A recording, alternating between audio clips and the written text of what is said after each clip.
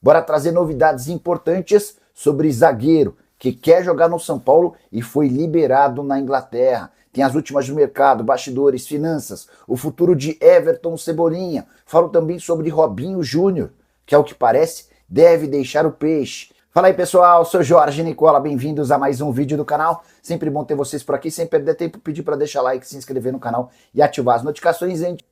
E o zagueiro que já esteve nos planos do São Paulo acaba de ser liberado para procurar clube. Igor Júlio, brasileiro de 28 anos de idade, não permanecerá no Brighton.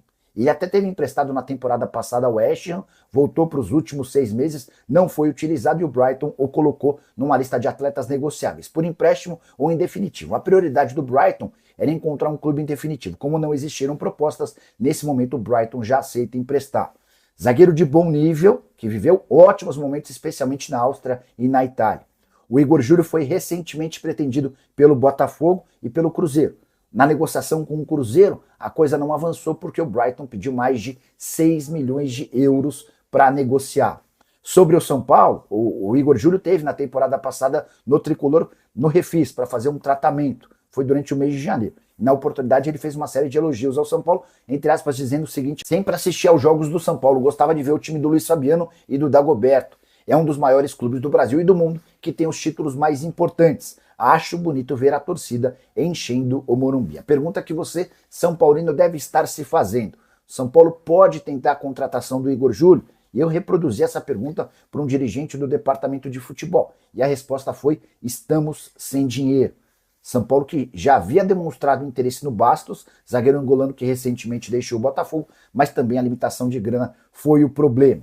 São Paulo que enfrenta nesse sábado Curitiba com a expectativa de mais de 45 mil pessoas no Morumbis. As organizadas, inclusive, preparam uma recepção ao ônibus para receber o time na chegada ao estádio por volta das 19 horas. Informação importante sobre Everton Cebolinha, o atacante que ainda não completou 12 jogos no Campeonato Brasileiro, teve um resfriado conveniente. Por que eu estou dizendo isso? Cebolinha não tem sido utilizado nas últimas partidas do Flamengo. Dessa maneira, se mantém com 10 jogos no Campeonato Nacional, que lhe permitem atuar por um outro rival da Série A. Você sabe, né? Um atleta que fez até 12 jogos no Brasileirão ainda pode se mudar para outro clube. Fez a 13ª partida e isso está impossibilitado. Cebolinha não disputou os 2 últimos jogos, contra a Vitória e também contra o Cruzeiro, e também deve ficar de fora diante do Mirassol. Um quadro gripal o impediu de treinar ao longo da semana. Cebolinha que não joga desde 26 de junho, no empate em 1-1 do Flamengo contra o São Paulo. Na oportunidade foram 13 minutos em campo. É importante registrar ainda que o Cebolinha tem hoje como seu grande problema a questão salarial. Ele tem contrato com o Flamengo até dezembro, e para sair agora, haveria necessidade de uma compensação financeira para o Fla. Pro Cebolinha talvez seja mais negócio esperar até dezembro, porque em vez de o Flamengo receber essa compensação financeira, quem ganha o dinheiro é o Cebolinha.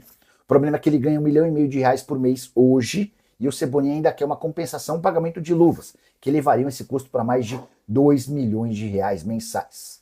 Temporada de 23 jogos, 3 gols e uma assistência. A pergunta que eu deixo para você: Cebolinha vale R$2 milhões por mês?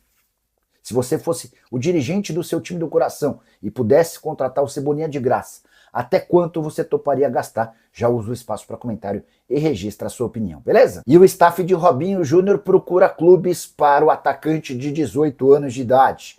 A verdade é que Robinho não consegue jogar sob o comando de Cuca, atleta que foi recentemente sondado pelo Genoa da Itália, embora sem proposta, e tem sido alvo de especulações com clubes da Série A. Paulo Brax, do Atlético, é um daqueles que demonstraram em algum momento interesse na contratação do jogador. O Robinho não sai do banco de reservas em partidas do Santos há 6 jogos. Ele só jogou 1 dos últimos 9 jogos. São 12 partidas na atual temporada. Na avaliação do Cuca, há atletas hoje mais prontos do que o Robinho. Diante desse cenário e com a necessidade de faturar dinheiro, o Santos cogita emprestar o Robinho, ou até vender, dependendo da proposta. Contei para vocês que o Santos tem 2 meses de direitos de imagem atrasados, tem um transfer ban que vai custar cerca de R$20 milhões e tem seu técnico Cuca pressionando a diretoria em busca de contratações. Tudo isso em meio às disputas de Sul-Americana, de Copa do Brasil e a briga contra o rebaixamento no Brasileiro. Nesse domingo, o Santos visita o Vasco, lá em São Januário. Responda rápido, você acha que o São Paulo fatura mais com bilheteria de jogos ou shows em seu estádio? Acertou quem respondeu shows. E a diferença é absolutamente surpreendente. Desde que assinou contrato com a Live Nation em dezembro de 2023, o São Paulo já arrecadou cerca de 100 milhões de reais com shows. Nesse período precisou mandar 12 partidas longe do Morumbi.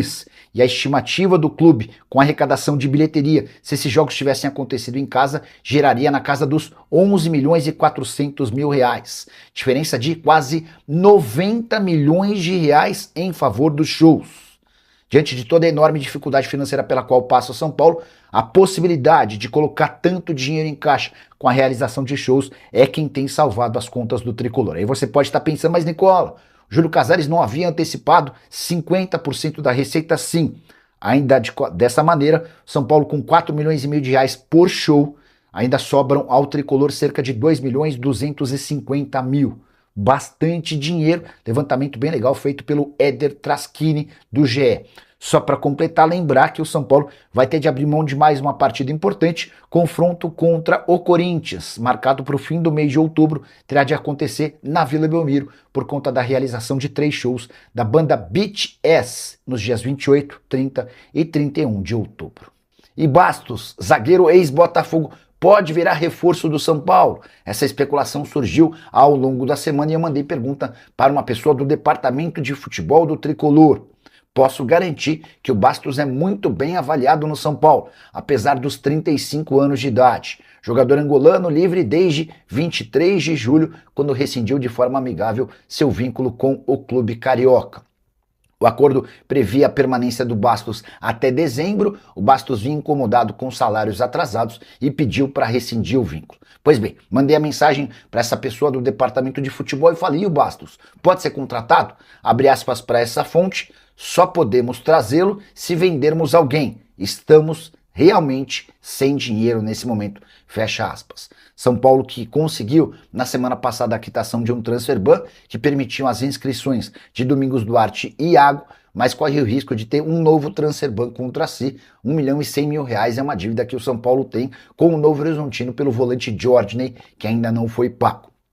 Só para completar, em relação a Bastos, lesão na temporada de 2025 impediu que ele jogasse com frequência na temporada passada. Nesse ano também foram poucos jogos. A temporada muito boa do Bastos no futebol brasileiro acabou acontecendo em 2024. Estou me perguntando aqui quem que o São Paulo poderia vender para trazer dinheiro para o caixa, para pensar na contratação do Bastos. Não existem tão boas opções. A saideira sobre o São Paulo, rolou uma reunião nessa quinta-feira entre representantes da oposição, Rogério Caboclo, Marcelo Portugal Gouveia Filho, Outen Aires e Pimenta.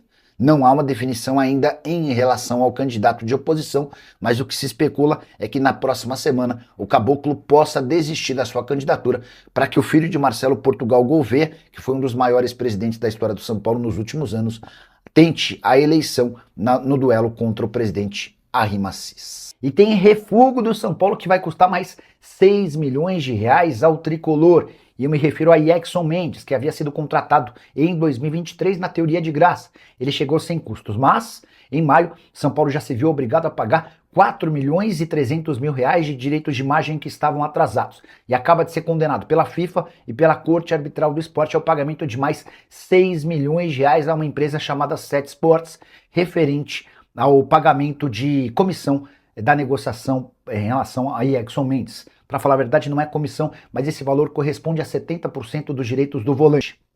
Na verdade, o Jackson Mendes não chegou livre. Essa foi a notícia que o São Paulo divulgou na oportunidade.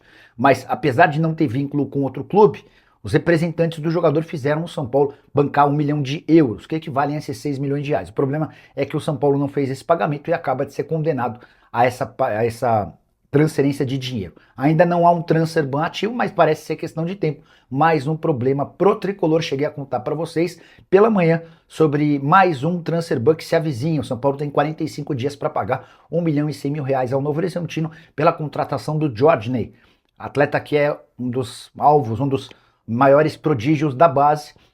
O São Paulo havia combinado com o Novo Horizontino o pagamento de 5 parcelas, até aqui não fez nenhuma. E o São Paulo pode ser o primeiro clube grande do futebol brasileiro punido com o transfer ban pela agência de fair play financeiro recém-criada pela CBF.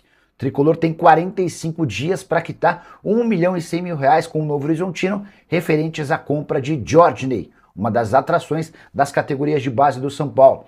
O presidente Arrim Assis chegou a dizer que já tem um acordo com o Novo Horizontino para quitar parcelas atrasadas. O Novo Horizontino assegura que não há acordo nenhum, que o São Paulo prometeu, quando da compra do atleta, fazer esse pagamento de R$ 1.100.000 em 5 parcelas e até agora não pagou nenhuma. Diante desse cenário, ou em 45 dias o São Paulo arranja esse R$ 1.100.000 ou volta a sofrer um transfer ban. Tricolor, no início desse mês, tomou um transfer ban que o impediu de registrar Domingos Duarte e Iago por alguns dias. O pagamento desse terceiro transfer ban na história do São Paulo foi quitado recentemente. Era uma operação de pouco mais de R$ 6 milhões com a Lazio pelo Marcos Antônio. Agora, o risco de um quarto transfer ban na história do São Paulo. Por trás de tudo isso, enorme dificuldade financeira do Tricolor, que passa por uma de suas maiores crises da história do clube. E o presidente Arrim Assis tentando patinar para sair dessa enorme dificuldade. O que você pensa, torcedor do São Paulo, sobre mais esse problema? Como é que você resolve toda essa questão envolvendo o Tricolor? Já use espaço para comentário, para opinar. Só não esquece de deixar like e se inscrever no canal. A gente se encontra mais tarde com vídeo e live.